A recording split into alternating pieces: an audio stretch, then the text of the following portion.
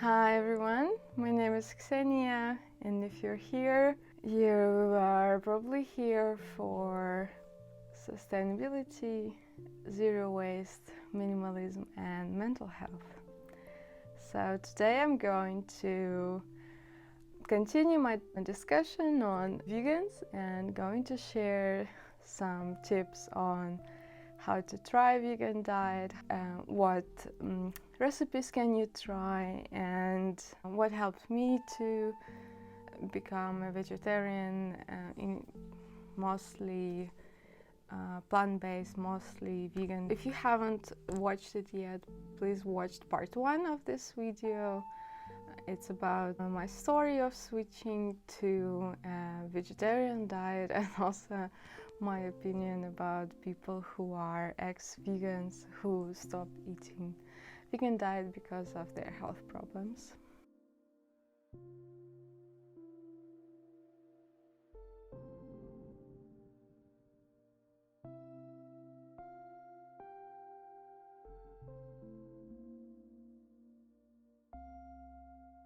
No matter why you're actually trying to be plant-based, whether it is for your health or for the environment or for animals, I think the easiest thing is to simply skip an ingredient when cooking or when ordering if it's not necessary. For example, when you're ordering a cup of coffee, you can always ask for an Americano, so just a black coffee, instead of asking for coffee with cream. Or if you, for some reason, drink coffee only with milk and sugar, then please ask for any kind of plant milk. I actually like almond milk and soy milk, and I also know that a lot of people like oat milk. It's very nice and creamy, and I think it's a little bit too creamy for my liking, so I prefer something more watery like almond milk.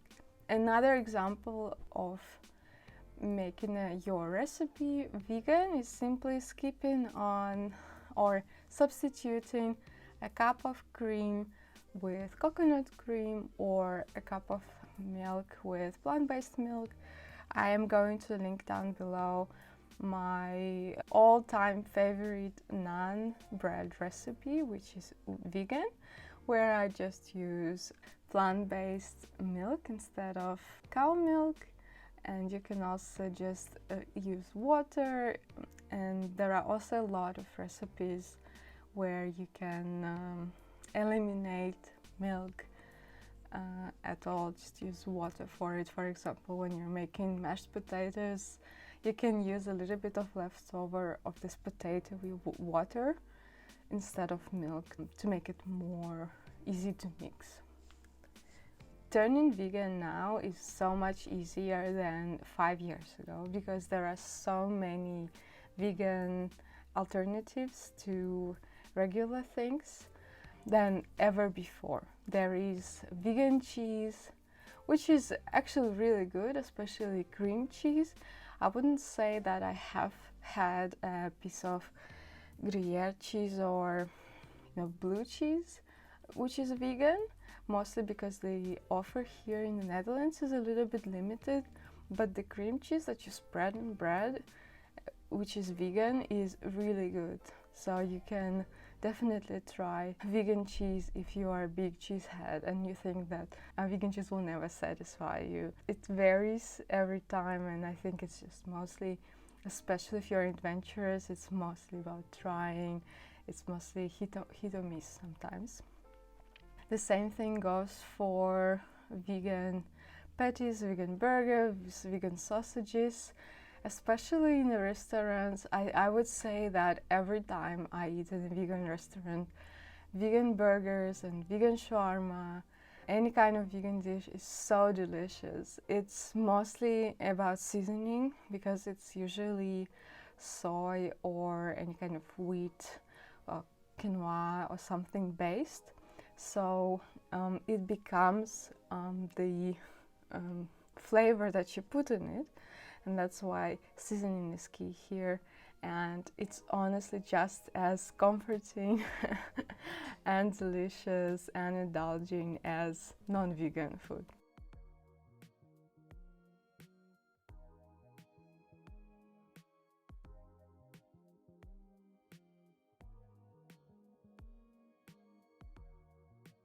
Tip number 2 is to diversify the cuisines that you're trying, that you're cooking. I think that Western and, pan-European cuisine, except for maybe the South European, is very meat-oriented. It usually uses a lot of butter in its cooking. Think French cuisine. Only rarely that it would use just plants, but there is still a lot of pasta and pizza recipes that are completely vegetarian, so you can try these.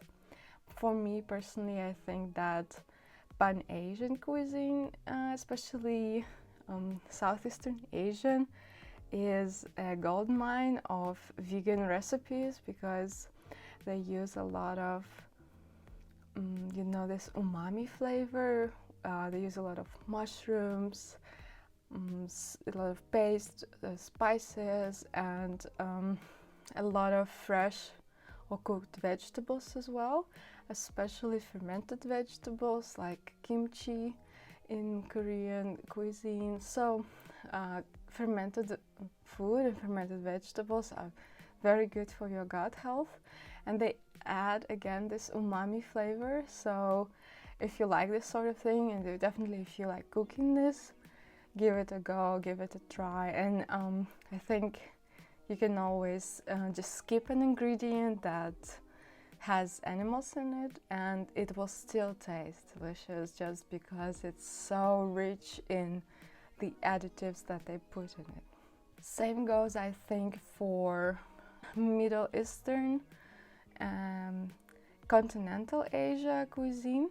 It still has some meat, but it can also be completely vegetarian, like falafel, a lot of chickpeas and lentils dishes, and they are all also savory and I would say also comforting because you can eat them with naan bread and just scrape the dish with bread, so it's very filling, very warm, and vegan as well. And of course, I would say Mexican, Tex-Mex, I don't know, so anything that uses a lot of beans and corn, I think is also very good for trying. So beans are very rich in protein, very, very filling, so you can make chili sin carne, for example, not using any kind of meat or using a meat substitute. Please keep in mind that beans and also raw nuts are sort of heavy for your stomach and for your gut, so you might have some flatulence. So you just fart a lot and you might feel just a little bit bloated, so it takes a little bit of adjusting. I remember there is a video by Dr. Mike where he tried a vegan diet for 30 days and then he commented saying that he has never been so gassy before. And I think even though he's a great doctor, he's not a nutritionist, so he's probably not used to eating this high amount of vegetables, raw or cooked. So there might be some adjusting. You might feel a little bit bloated, but also because Dr. Mike works out a lot, so he was probably just eating a lot of nuts, and nuts are definitely very aggressive for your gut. So one of the things that you can do is soak the nuts overnight, because and then they release this element that makes them so hard to digest. I will link some data about this in Dr. Mike's video down below as well.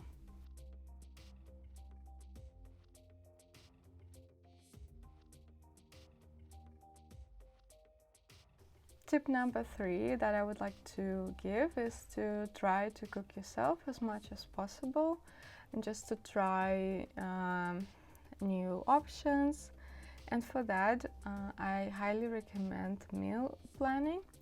So I'm going to list the step-by-step instruction how I plan my meals. Step 1 is I usually choose the protein that I'm going to base my dish on. It could be tofu, tempeh, which is also a great fermented dish, chickpeas, lentils, beans. Then step 2, I choose my carbs. It can be rice, potato, tortilla, bread, non-bread.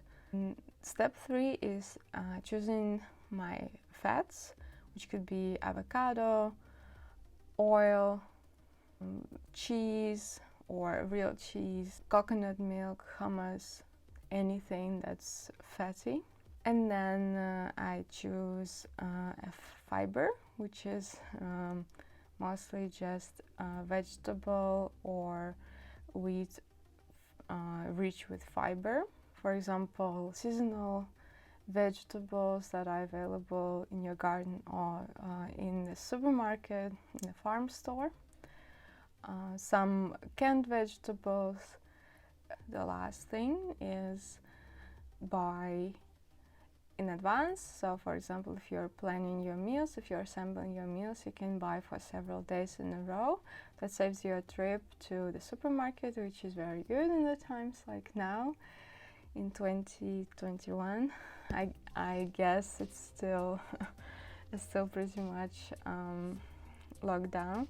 Stock up your pantry with some of the vegan staples, which are quinoa, couscous, canned beans, chickpeas, or canned or dried beans and chickpeas, because you can get them in bulk and you can just soak them overnight. Also get some nuts, which you can soak overnight, or just make plant milk out of them. I can list an easy oat milk recipe down below as well.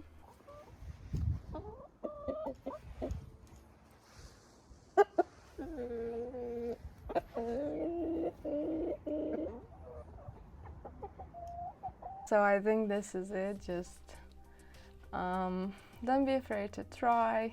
Don't be afraid to ask when you're eating out.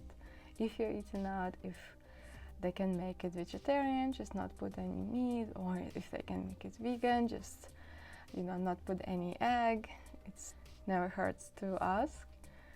Be adventurous. I think vegan vegetarian dishes definitely allow for much more diverse textures and flavors, so keep an open mind.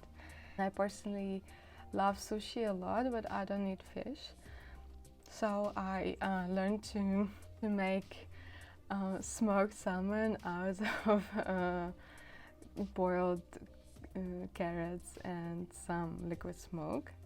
It's not salmon, the question that everyone asks is, well, if you're a vegan, then why don't you cook like smoked salmon, sushi? The thing is that, well, first of all, I can be vegan for a certain reason, like for the environment, and I still like sushi, but it doesn't mean I should stop eating my favorite food. I can just substitute something. Yes, it doesn't taste like salmon. That is not as fat, right? But the marinade that I put it in definitely gives it an interesting texture and an interesting flavor. So why not try it? There is a channel called Goodful by BuzzFeed, and there is a whole season of one of the chefs there, one of the cooks there, trying to substitute vegan, substitute animal ingredients for vegan ones. So I think it's definitely fun to try, and it can be hit and miss, but you might come to actually like it and cook it for you, for yourself and for your family, even if none of you are vegan. All right, this is it. Thank you so much for watching. Please go and watch part 1 of this video. Please follow me on Instagram. I'm sharing a lot of things I'm eating and stories. And as all YouTubers and vloggers are supposed to say, please like this video, hit the notification bell and subscribe.